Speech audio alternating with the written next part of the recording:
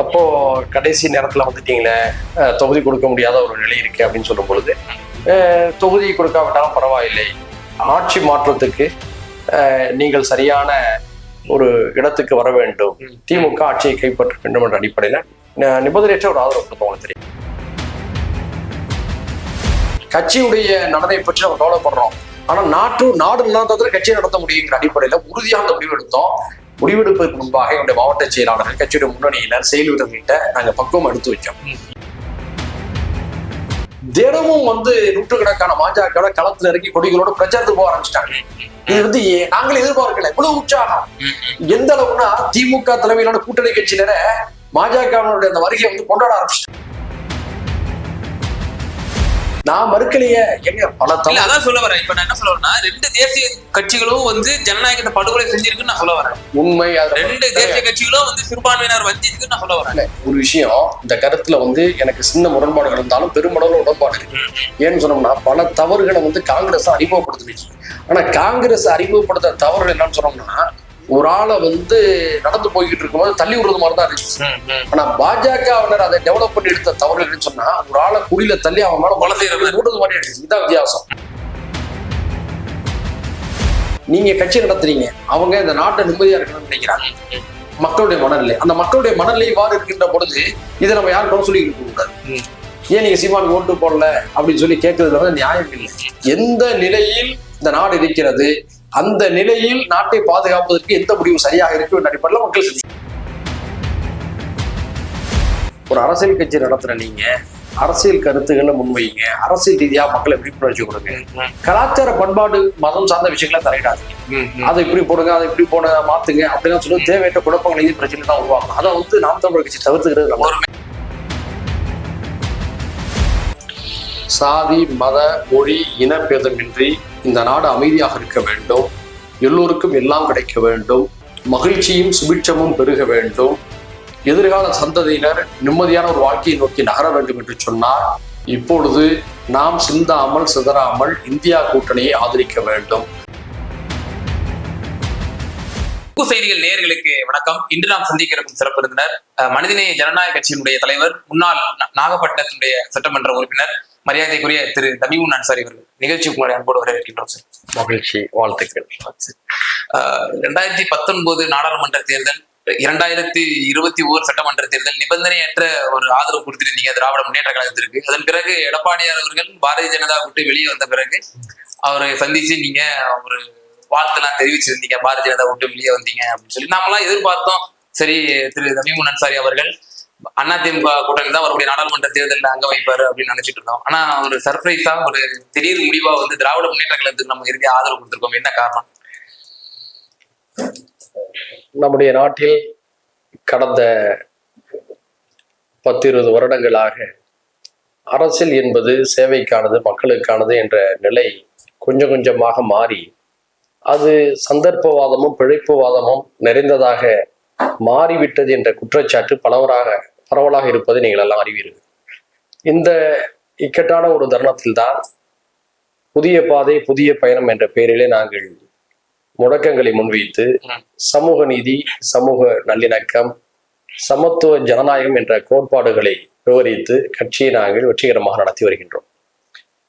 எங்களுடைய அரசியலில மக்களுக்கான நலன்களும் கொள்கை திட்டங்களும் எல்லா நிலையிலும் முன்னுரிமை தரப்பட வேண்டும் என்ற அடிப்படையில் தான் நாங்கள் அரசியலை வழிநடத்தி கொண்டு வர்றோம். அந்த அடிப்படையில தான் 2019 நாடாளுமன்ற தேர்தலில் நாட்டுடைய நலன் கருதி அந்த சமயத்துல நாங்க அதிமுக அந்த சட்டமன்ற உறுப்பினராக இரட்டையில போட்டிட்டு வந்திருந்தோம், உங்களுக்கு தெரியும். அந்த நிலையிலும் கூட நாங்கள் தேர்தல் கூட்டணியை பற்றி எல்லாம் கவலைப்படாமல் நாட்டுடைய நலன் கருதி எதிர் முகாமில பதவியே போனாலும் பரவாயில்லை, இருந்தாலும் நாங்க திராவிட முன்னேற்ற கழகத்துக்கு ஆதரவு தெரிவிக்கிறோம் அப்படின்னு சொல்லி வந்தோம். அது நாட்டுடைய நலன். அதே போன்றுதான் 2021ஆம் ஆண்டு சட்டமன்ற தேர்தலில் அதிமுக பாஜக கூட்டணி உருவாகுச்சு. அதையும் கொள்கை ரீதியாக எதிர்த்துட்டு தான் நான் மனிதநேய ஜனநாயக கட்சி, அப்புறம் கொங்கு இளைஞர் பேரவையுடைய தனியரசு, முக்குளத்தூர் புலிப்பேரவையுடைய 3 பேரும் அதை விட்டு வெளியில வந்தோம். அப்போ திராவிட முன்னேற்ற கழகத்துக்கு நாங்கள் நிபந்தனையற்ற ஒரு ஆதரவை அந்த நேரத்துல கொடுத்து, தமிழ்நாட்டுடைய நலன் கருதி உங்களுடைய கூட்டணியை நாங்கள் வரவேற்கிறோம், ஆதரிக்கிறோம், பங்கேற்க விரும்புகிறோம் சொன்னோம். அப்போ கடைசி நேரத்துல வந்துட்டீங்களே, தொகுதி கொடுக்க முடியாத ஒரு நிலை இருக்கு அப்படின்னு சொல்லும் பொழுது, தொகுதி கொடுக்காவிட்டாலும் பரவாயில்லை, ஆட்சி மாற்றத்துக்கு நீங்கள் சரியான ஒரு இடத்துக்கு வர வேண்டும், திமுக ஆட்சியை கைப்பற்ற வேண்டும் என்ற அடிப்படையில நிபந்தனையற்ற ஒரு ஆதரவு கொடுத்தோம். உங்களுக்கு தெரியும், 5 அம்ச கோரிக்கைகள் அதோட சேர்த்து கொடுத்தோம். சாதிவாரி கணக்கெடுப்பு, சிறைவாசி விடுதலை, பூரண மது விலக்கு, சச்சார் கமிட்டி பரிந்துரையை அமல்படுத்தணும், இப்படிலாம். இப்போ அதன் பிறகு திராவிட முன்னேற்ற கழகம் ஆட்சிக்கு வந்த பிறகு நம்ம இப்ப வந்து அவங்க எதிர்பார்த்தது மாதிரியான ஒரு அரசியல் மரியாதையை தரல. இதற்கிடையில வந்து நாங்க தொடர்ச்சியாக எங்களுடைய கொள்கை கோரிக்கையான 20 ஆண்டுகளை கடந்த ஆயுள் சிறைவாசிகளை எல்லாம் விடுதலை செய்யணும் அப்படின்னு சொல்லி வலியுறுத்திட்டு வந்தோம். அது சார்ந்த பல்வேறு மக்கள் போராட்டங்கள் நடத்தினோம். முதல்வரை சந்திக்கிறதுக்கு நேரம் கேட்டு கூட தரல, அந்த வருத்தத்தை கூட நாங்க வெளிப்படுத்தியிருந்தோம். அப்போ உச்சகட்டமாக இந்த வாரத்தில் அனைத்து கட்சி தலைவர்களையும் சந்திப்பதுன்னு ஒரு முடிவு எடுத்திருந்தோம். அப்ப திமுகவில் வந்து அமைச்சர் ரகுபதி அண்ணனையும் சந்திக்கிறோம், காங்கிரஸ்ல அதனுடைய அன்றைய தலைவர் அழகிரி சந்திச்சோம், சிபிஎம்ல பாலகிருஷ்ணன் அண்ணன், சிபிஐல முத்தரசன் அண்ணன், திருமாவளவன் அண்ணன், வேல்முருகன் அண்ணன், அப்படி எல்லாம் சந்திச்சோம். அதே மாதிரி அதிமுக கூட்டணியில பாமகவுடைய தலைவர் ஜி கே மணி அண்ணன், அப்புறம் பூவை ஜெகன்மூர்த்தி அண்ணன், எல்லாம் சந்திச்சோம். அந்த வரிசையில வந்து சந்தித்துக் கொண்டிருக்கின்ற இந்த சூழல்ல அதிமுக பாஜக உறவு முறியுது. உறவு முறிந்த நேரத்தை எங்க கட்சியுடைய கமிட்டி, ஹை லெவல் கமிட்டி என்ன சொல்லுதுன்னு சொன்னா, அந்த கூட்டணி முறிஞ்சிருச்சு, இந்த நேரத்துல ஒரு பிரதான எதிர்கட்சி தலைவராக இருக்கிறதுனால அவரையும் சந்தித்து இந்த கோரிக்கையை கொடுப்போம் அப்படின்னு அவங்க முடிவு எடுக்கிறோம், கமிட்டி முடிவு. அந்த அடிப்படையில சேலத்துல அப்பாயின்மெண்ட் கேட்டோம்னா சேலத்துல அவங்க வீட்டுல இருக்கா சொல்லுவோம், உடனே போய் சந்திச்சு கோரிக்கை கொடுத்தோம். இது கோரிக்கை நிமித்தமான சந்திப்பு. அவர் வீட்டு வாசலே பிரஸ் மீட்ல நான் அதை லைவ்ல கொடுத்தேன். அந்த சமயத்துல வந்து சந்திக்கும் பொழுது நீங்க பாஜக கூட்டணி வெளியில வந்தது தமிழ்நாட்டுக்கு நல்லது, எங்களுடைய பார்வை அதுதான். தமிழ்நாட்டுல வந்து திராவிட கட்சிகள் பாஜக வலையில சிக்கிவிடக் கூடாது என்பதுதான் எங்களுடைய கவலை. திராவிட கட்சிகள் மட்டுமல்ல, தமிழ்நாட்டுடைய மாநில கட்சிகளும். அப்போ அந்த சமயத்துல ஒரு வாழ்த்து சொல்லிட்டு வந்தோம். உடனே என்ன பண்ணிட்டாங்கன்னா, எல்லாரும் நாங்க ஏதோ தேர்தல் கூட்டே வைத்தது போன்ற ஒரு கருத்துருவாக்கம் வலைதளங்கள் எல்லாம் நடந்து போயிடுச்சு. சில ஊடக நண்பர்களும் கூட அப்படி கருதிட்டாங்க. அது தப்புன்னு சொல்லல, அப்படி ஒரு தோற்றம் உருவாயிடுச்சு. ஆனா இந்த நாடாளுமன்ற தேர்தல் வந்த உடனே பல பேர் அப்படிதான் நினைச்சாங்க, நாங்க அதிமுக கூட்டணிக்கு தான் போவோம் அப்படின்னு சொல்லி. நீங்களும் கூட அப்படிதான் நினைச்சிருந்திருப்பீங்க. ஆனா நாங்க வந்து ஒன்றுக்கு பல முறை சம்பந்தமாக பல சுற்று உரையாடல்களை எங்களுக்கு நடத்தினோம். அதற்கு தோதா பல்வேறு அறிஞர்கள், சான்றோர்கள், உதாரணத்துக்கு நம்ம தோழர் தியாகு போன்றவர்கள் இந்த 2024 பொதுமேடைன்னு ஒரு அமைப்பு ஆரம்பிச்சிருக்காங்க பார்லிமெண்ட் தேர்தலுக்காக. அது மாதிரி அவங்க பத்திரிகையாளர்கள், சமுதாய சார்ந்தவர்கள் பல பேரும் அலுவலகத்தை வந்து தயவு செய்து இந்த விஷயத்துல வந்து கொஞ்சம் அவசரப்பட்டுறாதீங்க, நீங்க வந்து ஏற்கனவே 2019 தியாகப்புறம் முடிவு எடுத்தீங்க, 2021 எடுத்தீங்க, அதெல்லாம் மக்கள்கிட்ட பெரிய அபிமானம். இப்ப தொடர்ச்சியா இப்ப நீங்க 19 இருக்கட்டும், 24 இருக்கட்டும், 21 சட்டமன்ற தேர்தலா இருக்கட்டும், நிபந்தனையற்ற ஆதரவு கொடுக்குறீங்க. உங்களுக்கான கட்சிக்கான பிரதிநிதித்துவம் வரல, அங்கீகாரம் வேணும், உங்களுடைய தொண்டர்கள் தோய்வடைய மாட்டாங்களா? நியாயமான ஒரு கேள்வி. இப்ப இந்த நேரத்திலயும் நீங்க அப்படி ஒரு முடிவு எடுக்கும்போது நாங்க அவங்களுக்கு இதே கேள்வி வச்சோம். வெளிப்படையா எங்க மக்கள் மத்தியில என்னுடைய பார்வை அப்படின்னா ஒரு தியாக உணர்வு. நீங்க வந்து ஒரு பாசத்தை வச்சு உள்ள வந்துடக்கூடாது, பாஜக உள்ள வந்துடக்கூடாது, அந்த உன்னத நோக்கத்திற்காக தன் பொறுப்புலாம் ஒரு துச்சம் என்ற மதிச்சு நீங்க நிபந்தனையற்ற ஆதரவு கொடுக்குறீங்கிறது நாங்க போட்டுறோம். அதே சமயத்துல உங்க கட்சி தொண்டர்களுடைய பார்வையில இது வந்து ஒரு பெரிய தோய்வு ஏற்படுத்தாதா? கட்சி தாவிட மாட்டாங்களா வேற கட்சிக்கு? ஏதாவது நியாயமான கேள்வி, நல்ல கேள்வி. அவர்கள் எப்படி தக்க வச்சுட்டு இருக்கீங்க? இதுல கேளுங்க, இது இந்த சான்றோர்கள், பத்திரிகையாளர்கள், சமுதாய பிரிவுகள் வந்து அலுவலகத்தில் வந்து பேசிக்கிறாங்க. தொடர்ந்து ஒரு 10-15 நாள் வந்துகிட்டே இருந்தாங்க. சில செய்திகளை தான் வெளியில போட்டோம், பல செய்திகளை அவங்களே நாங்க சந்திப்பை வந்து வெளியிட வேண்டாம்னு சொன்னதுனால நம்ம தவிர்த்துட்டோம். இப்போ அவங்க இதே கேள்வி கேட்டோம், நாங்க தொடர்ந்து நாங்க தியாகம் பண்ணிட்டே இருந்தோம்னா ஒரு அரசியல்ல வந்து அது பொதுமக்களால் நல்லவர்களால் வந்து பாராட்டப்படும், ஆனா நிர்வாகிகள் கட்சியினர்கிட்ட வந்து ஒரு சோர்வை ஏற்படுத்தும். அப்படிப்பட்ட தர்ம சங்கடம் எங்களுக்கு இருக்கு அப்படிங்கறத எடுத்து சொன்னோம். நீங்க சொன்ன அந்த விஷயத்த சுட்டி காட்டணும். அப்போ இது குறித்து நம்ம கட்சியினருடைய மாவட்ட செயலாளர் லெவல்ல எல்லாம் நாங்கள் வந்து வாதம் அணுகிற போது ஏற்கனவே இந்த மயிலாடுதுறையில பிப்ரவரி 28 பொதுக்குழு நடத்தி அந்த பொதுக்குழு வந்து முடிவெடுக்க அதிகாரத்தை எங்களுக்கு தந்துருச்சு. அந்த அடிப்படையில தான் நாங்கள் என்ன செஞ்சோம்னு சொன்னோம்னா, பல சுற்று ஆய்வின் அடிப்படையில இந்த நேரத்துல ஒரு தொகுதியில போய் ஒரு கூட்டணியில போய் ஒரு தொகுதியை வாங்கி அதுல தேர்தலை களமாடுவது நம்மளுக்கு முக்கியமா? இத்தகைய வாய்ப்புகள் எல்லாம் தரக்கூடிய ஜனநாயகத்தை இன்னைக்கு மோடி அரசு வந்து நாசம் பண்ணிக்கிட்டு இருக்கு. அந்த ஜனநாயகத்தை பாதுகாப்பது நம்முடைய முதன்மை நோக்கமா? நாம வந்து கட்சியினருக்காக அரசியல் செய்கின்றோமா, மக்களுக்காக அரசியல் செய்கின்றோமா? அந்த கேள்வி வந்துச்சு. அந்த அடிப்படையில தான் மிகவும் கனத்த இதயத்தோடு நாட்டு நலன் நமக்கு முக்கியம், கட்சியுடைய நலனை பற்றி நம்ம கவலைப்படுறோம், ஆனா நாடு நலனத்தை கட்சியை நடத்த முடியுங்கிற அடிப்படையில உறுதியாக அந்த முடிவு எடுத்தோம். முடிவெடுப்பதற்கு முன்பாக என்னுடைய மாவட்ட செயலாளர்கள், கட்சியுடைய முன்னணியினர், செயல் வீரர்கள்ட்ட நாங்க பக்குவம் எடுத்து வச்சோம். எல்லாருடைய ஆதங்கமும் புரியுது. ஏன்னா நீங்க சொல்றதுதான் உண்மை. இந்த தொடர்ந்து தியாகம் நம்ம வந்து ஒரு அளவுக்கு மேல பண்ணும்போது தொண்டர்கள் சொல்லிட்டு போயிடுவோம். அவங்கள்ட்ட எடுத்து வைக்கும் போது கண்டிப்பாக அவங்க எல்லாருமே இந்த விஷயத்துல வந்து கனத்தை இதயத்தோட ஒத்துக்கொண்டாங்க. அதன் பிறகுதான் அந்த முடிவு எடுத்தோம். நல்ல ஒரு விஷயம். ஒரு கேள்வி கேட்டீங்க. இந்த முடிவை நாங்க அறிவிச்சோம்ல, அறிவித்த அன்று வலைதளங்கள்ல பொதுமக்கள்கிட்ட மிகப்பெரிய பேராதரவு. எல்லாருமே என்ன சொன்னாங்க, 2019 தியாகம் பண்ணாங்க, 21 தியாகம் பண்ணாங்க, இப்போ 18 ஆதரவு கொடுக்குறாங்க, ஒரு கண்ணியமான அரசியல பண்றாங்க, நாகரிகமான அரசியல, கொள்கை அரசியல பாராட்டுறாங்க. இந்த பாராட்டுகள் எங்க தொண்டர்ல வந்து அப்படியே பக்குவப்படுத்திடுச்சு. அப்போ நம்ம வந்து தியாகம் சீட்டுக்காகவும் நோட்டுக்காகவும் நிக்கல, உயர்ந்த ஒரு கொள்கைக்காகவும் லட்சியத்துக்காக தான் நம்ம வந்து இங்க களமாடுறோம் அப்படிங்கிற ஒரு மனநிறைவு அவங்களுக்கு ஏற்பட்டுச்சு. ஏன்னா இதே போன்ற நிலையை வேறு கட்சியினர் எடுத்திருந்தாங்கன்னா, லெட்டர் பேட் கட்சி நடத்துறவங்களுக்கு பிரச்சனை இல்லை. உயிர் துடிப்பு மிக்க தொண்டர்களையும் தமிழ்நாடு முழுக்க கிளை, ஒன்றியம், நகரம், மாவட்ட நிர்வாகத்தை வச்சுக்கிட்ட ஒரு கட்சிக்கு பெரிய சவால். வேறு ஒரு கட்சி ஒரு முடிவு எடுத்தா பாதி தொண்டர்கள் ஒண்ணும் ஒதுங்கி இருப்பான், வெறுத்து போய் அந்த கட்சி மாறி இருப்பான். பாருங்க, இந்த நிமிஷம் வரை எந்த ஒரு சஞ்சலங்களுக்கும் ஆளாகாமல் நீங்க வலைதளங்களை கட்சியுடைய பேஜ்ல எல்லாம் பாருங்க, தினமும் வந்து நூற்றுக்கணக்கான பாஜக களத்துல இறக்கி கொடிகளோட பிரச்சாரத்துக்கு போக ஆரம்பிச்சிட்டாங்க. இது வந்து நாங்களே எதிர்பார்க்கல, இவ்வளவு உற்சாகம். எந்த அளவுக்குன்னா திமுக தலைமையிலான கூட்டணி கட்சியினர பாஜகவுடைய அந்த வருகையை வந்து கொண்டாட ஆரம்பிச்சிட்டாங்க. உண்மையிலேயே மனசார சொல்றேன், அவ்வளவு உற்சாகத்துல வரவேற்கிறாங்க. தொடர்ச்சியா இல்ல, எனக்கு இன்னொரு கேள்வி இருக்கு. தொடர்ச்சியா இவ்வளவு தியாகம் செஞ்சுட்டு வரீங்க. உங்களோட தியாகம் என்பது தொண்டர் மத்தியில வந்து கடும் ஒரு கனத்தை இதயத்தோட ஏத்துக்கிறாங்க, அதெல்லாம் சரி. ஆனா திராவிட முன்னேற்ற கழகம் உங்களை வந்து எப்படி அணுகுச்சுங்கிற ஒரு கேள்வி இருக்கு இல்லையா? நீங்க வந்து 19 நிபந்தனையற்ற ஆதரவு கொடுக்குறீங்க. முஸ்லீம்களோட வாக்கு சிதறன்ற போயிடக்கூடாது, முஸ்லீம்களோட வாக்கு சிதறாம திமுக கூட்டணிக்கு போனோம். அதே போல 2020 ஏன்னா எஸ்டிபிஐ கூட அமமுக போச்சு 2019. அதே போல இந்த நாடாளுமன்ற தேர்தலில் எஸ்டிபி அங்க போயிடுச்சு. நீங்க வந்து உன்னத நோக்கத்தோட இஸ்லாமியர்களுடைய வாக்குகள் சிதறவிடக் கூடாதுங்கிற ஒரு உன்னத நோக்கத்தோட மீண்டும் நீங்க திராவிட முன்னேற்றங்களுக்கு ஆழ்ந்து கொடுத்துருக்கீங்க. ஆனா திராவிட முன்னேற்றத்துக்கு உங்களை எப்படி அணுகுது? ஏன்னா தொடர்ந்து உங்களுக்கு எந்த ஒரு சீட்டு கொடுத்த மாதிரி தெரியல, எப்படி பாக்குது உங்களை? அதாவது ஒரு சின்ன திருத்தம் உங்க செய்தியில, இஸ்லாமியருடைய வாக்குகள் மட்டுமல்ல, தமிழ்நாட்டு மக்களுடைய வாக்குகளே சரிவிடக்கூடாது என்ற அடிப்படையில் தான் என்னுடைய பார்வை. இல்ல, குறிப்பா உங்களை ஒரு இஸ்லாமிய தலைவரை தானே பார்க்கிறாங்க சமுதாய தலைவர். மக்களுடைய வாக்குகளும் சரிவிடக்கூடாது, தமிழர்களுடைய வாக்குகளும் சரிவிடக்கூடாது அடிப்படையில் தான் என்னுடைய அணுகுமுறைகள், அரசியல் முடிவுகள் இருக்கு. திமுக எப்படி பாக்குறதுன்னு சொல்லி நீங்க கேக்குறீங்க. பலரும் இதை கேட்கிறாங்க. இந்த போன வாரம் கூட ஒரு வார இதழில் கூட அதை பத்தி எழுதியிருக்கிறாங்க. அப்போ இதை வந்து திமுகவுடைய தலைமை இது உணர்ந்திருப்பதாக நாங்கள் கருதுகிறோம். ஏன்னா இதற்கு முன்னாடி 2 முறை நாங்கள் இத்தகைய முடிவுகள் எடுக்கும் பொழுது எங்களை அவர்கள் அணுகிய விதத்திற்கும் இந்த முறை அவர்கள் அணுகிய விதத்திற்கும் நிறைய மாறுபாடு இருந்ததை நானும் என்னுடைய சக தலைமை நிர்வாகிகளும் அதை புரிந்து கொண்டோம். அவர்கள் பல்வேறு விஷயங்களை மிகுந்த அக்கறையோடும் அனுசரையோடும் என்கிட்ட பேசியிருக்காங்க. ஆனா இந்த சந்திப்புல வந்து நம்ம போய் எங்களுக்கு வந்து நாங்க அப்படி செஞ்சோம், அப்படி இருந்தோம், இப்படி இருந்தோம், தியாகம் பண்ணோம், நீங்க எங்களுக்கு மதிக்கல அப்படிலாம் போய் சொல்வதற்கான சூழல் இல்லை. இப்ப போய் வந்து பேரம் பேசிக்க கூடாது. நான் உங்களுக்கு இப்போ ஆதரவு தரோம், எங்களுக்கு ஏதாவது செய்யணும்னு சொன்னா அது நல்ல நாகரிகமா இருக்காது. நம்ம எடுத்து செல்கின்ற நோக்கத்துக்கு அது பழுதை ஏற்படுத்திடும்.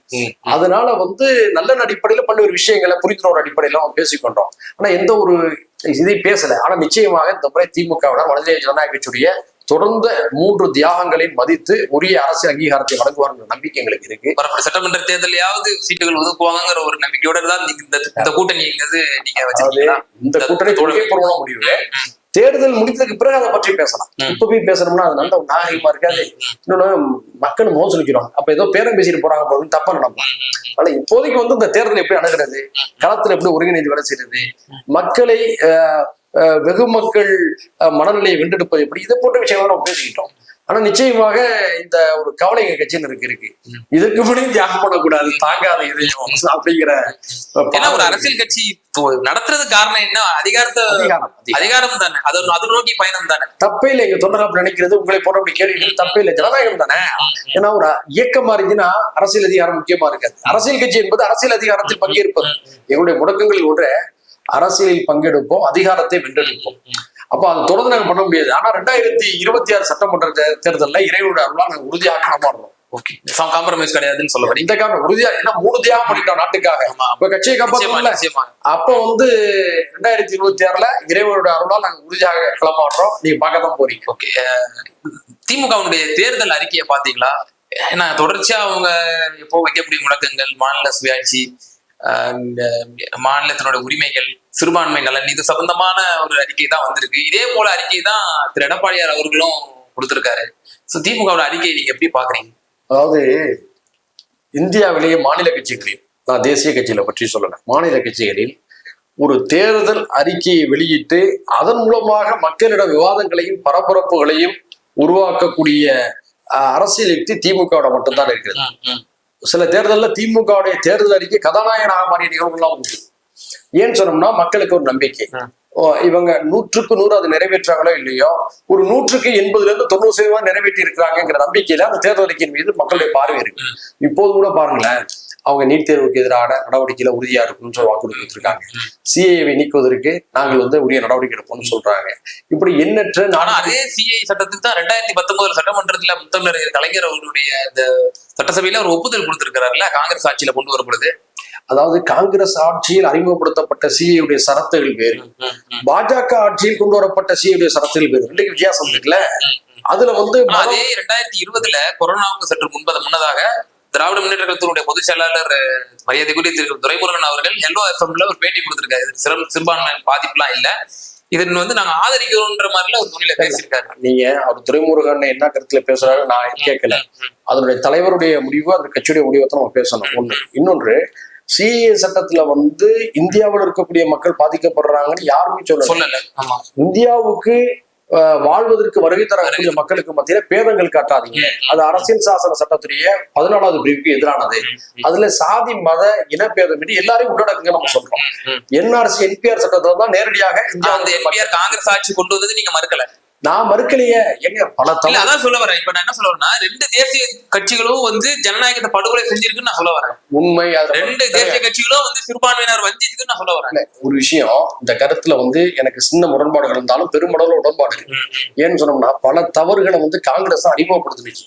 ஆனா காங்கிரஸ் அறிமுகப்படுத்த தவறுகள் என்னன்னு சொன்னோம்னா, ஒரு ஆளை நடந்து போய்கிட்டு இருக்கும்போது தள்ளி விடுறது மாதிரிதான் இருந்துச்சு.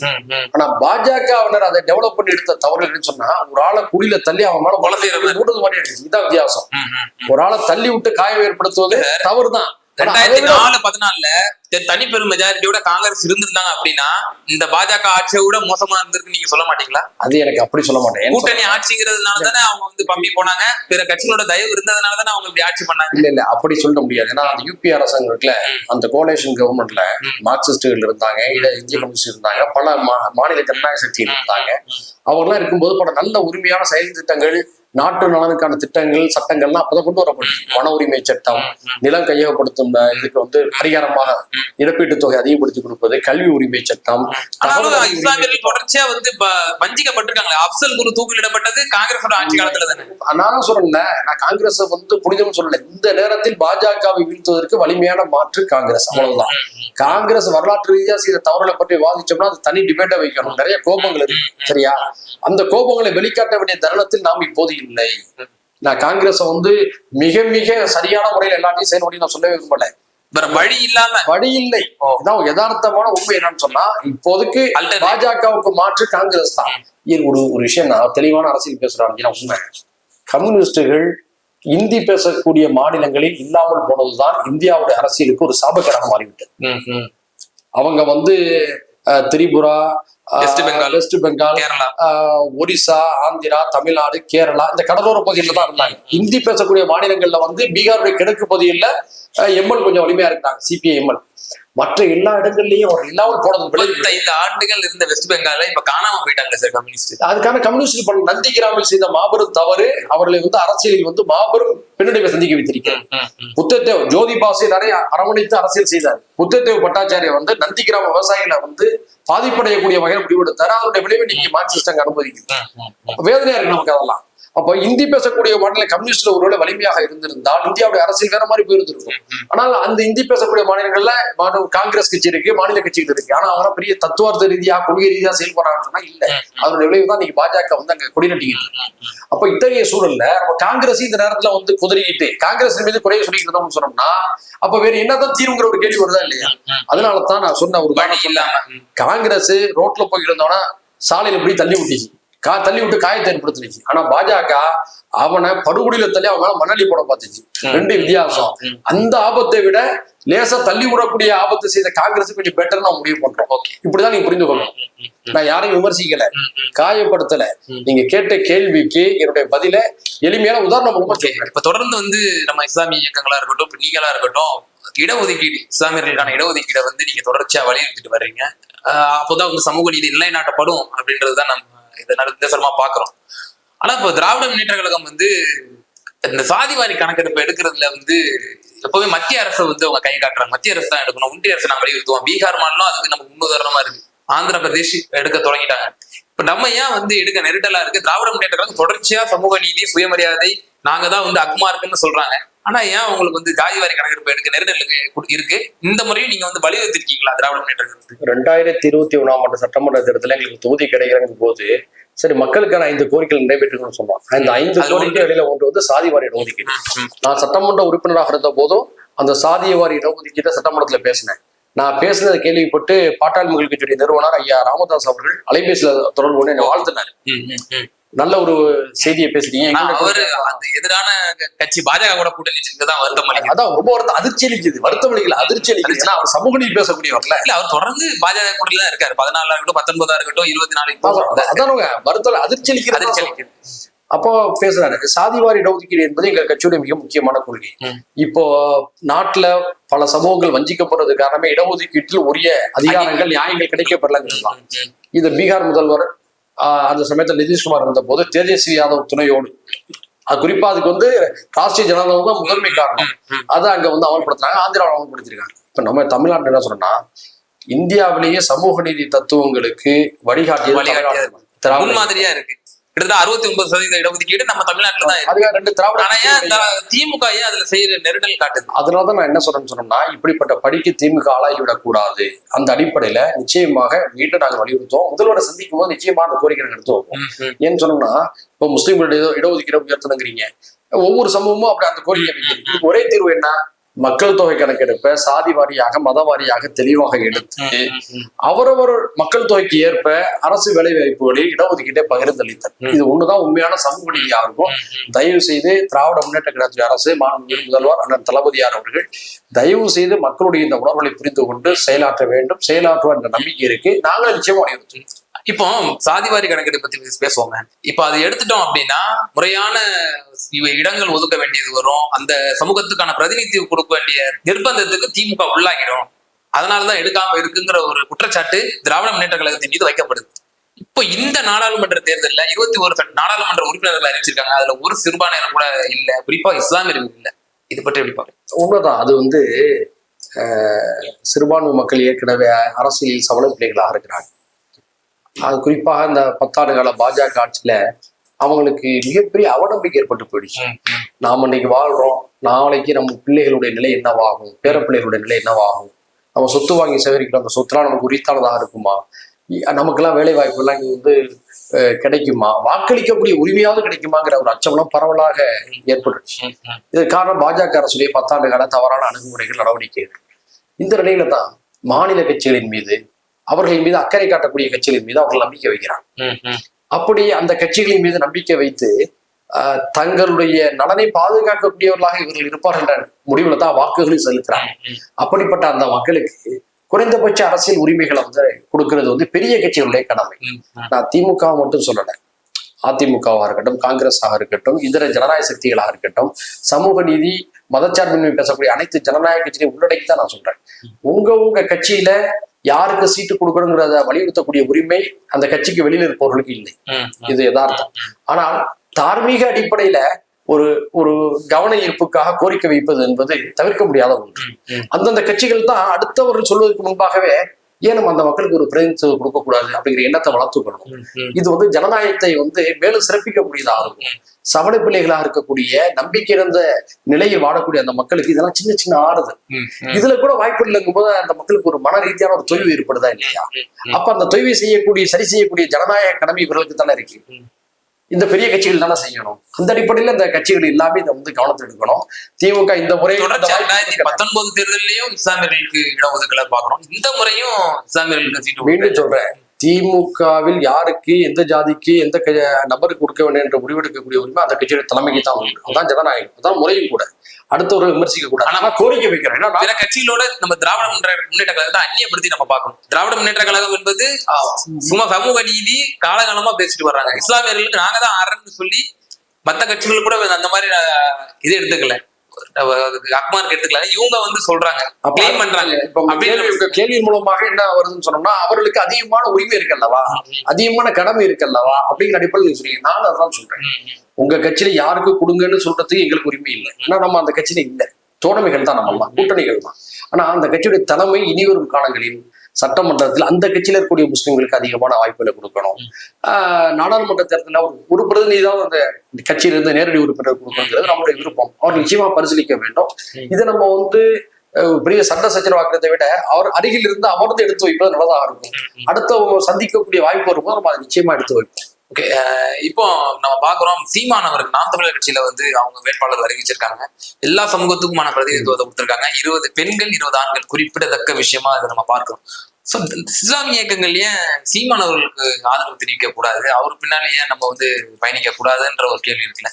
அதாவது தனிப்பட்ட முறையில அண்ணன் சீமான் அவர்களுக்கு எனக்கும் நல்ல ஒரு நெருக்கம், நட்பு உறவுகள்லாம் உண்டு. அது இந்த ஒரு 4-5 மாசத்துல ஒரு பின்னடைவை சந்திச்சிருச்சு. இடையில அவர் வந்து சாத்தான பிள்ளைகள்லாம் ஒரு கருத்தை சொல்லி அடுத்தடுத்த 2-3 நாட்கள் தொடர்ந்து தாய் மதம் திரும்ப சொன்னாரு. அதான் இந்த மாதிரி சர்ச்சையின் காரணமாக பழைய அளவு நெருக்கம் இல்லை. ஆனா அவர் மீது தனிப்பட்ட மரியாதை இருக்கு. அவருடைய கொள்கை இந்த ஜனநாயகத்துக்கும் குறிப்பா சிறுபான்மையினருக்கும் உகந்ததாங்கிற ஒரு கேள்வி இருக்கு. அதாவது இந்த விஷயத்த நான் ரொம்ப கவனமாக கையாளணும். நாடு ஒரு மிகப்பெரிய நெருக்கடி அபாயத்தில் இருக்கக்கூடிய இந்த நேரத்தில் நாட்டை காப்பதற்கு யாருடைய தலைமையில் சென்றால் சரியாக இருக்குமோ அவர்களின் தலைமையில் செல்வதுதான் இப்போது உகந்தது. அந்த அடிப்படையில சிறுபான்மையினர் மட்டுமல்ல, எல்லாருமே சேர்ந்து என்ன செய்யறாங்க, ஒவ்வொரு மாநிலத்திலும் இருக்கக்கூடிய வலிமையான ஜனநாயக சக்திகளை தேர்ந்தெடுக்கிறாங்க. மேற்கு வங்கங்கும் போது அவங்க என்ன நினைக்கிறாங்க, திரிணாமுல் காங்கிரஸ் பக்கம் போறதான் நல்லதுன்னு நினைக்கிறாங்க. பீகார்ங்கிற போது தேஜஸ்வி யாதவுடைய ராஷ்டிரிய ஜனநாயகத்தின் பின்னால் போறதான் நல்லதுன்னு நினைக்கிறாங்க.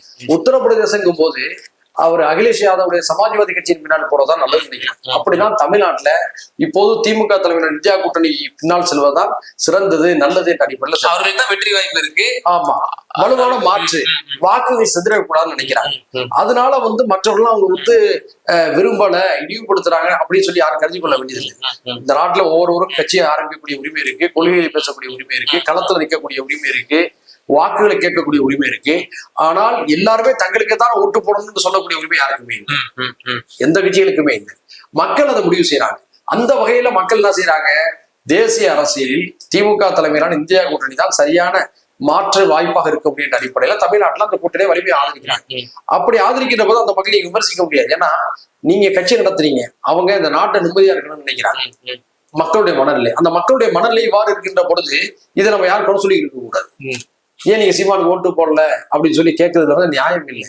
எந்த நிலையில் இந்த நாடு இருக்கிறது, அந்த நிலையில் நாட்டை பாதுகாப்பதற்கு எந்த முடிவு சரியாக இருக்கு அடிப்படையில் மக்கள் சீமான் வந்து இந்த மண்ணுக்கு உகந்தவரா, குறிப்பா இன்னும் நான் வெளிப்படையாக நான் கேட்கலாம்னு நினைக்கிறேன் இந்த கேள்வியை. அவர் வந்து சங் பரிவாரனுடைய ஊதுகுழலா தான் இங்க வந்து செயல்படுறாரு தமிழகத்துல. அவருடைய அந்த கொள்கை, அவருடைய பேச்சுக்கள், அவருடைய செயல்கள்லாம் அப்படிதான் தெரியுது அப்படின்றாங்க.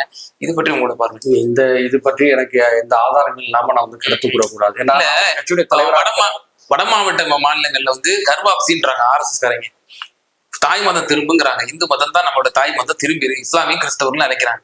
அதே துணியில சீமான் அவர்கள் தமிழகத்துல வந்து சிறுபான்மையினர் வந்து தாய் மதம் திரும்புங்கிற சொல்ற விஷயம் சொல்றாரு. இப்போ 2 வாய்ஸ் ஒண்ணு போல தெரியும். கருத்தை 100% அல்ல, 1000% நான் நிராகரிக்கிறேன். அது என்னைக்கோ சொன்ன விஷயம், நீ கேள்வியா வரலாம் சொல்றேன். அன்றும் நிராகரித்தோம், இன்றும் நிராகரிக்கணும், நாளையும் அது நிராகரிப்போம். அதெல்லாம் தவறான கருத்து. ஆனா இந்த ஒன்றுக்காக அதனுடைய ஊதுகுழலா இருக்காரு, அதனுடைய பிரதிநிதியா இருக்காருங்கிற அந்த கேள்விக்கு வந்து அவருடைய பைலாவிலேயே கிறிஸ்தவர்களையும் முஸ்லிம்களையும் ஒரு ஜாக்கிரதையா நம்ம பார்க்கணும்னு சொல்லி அவர் வெளியிடலையா? அதெல்லாம் நான் அப்பயே கண்டிச்சேன்.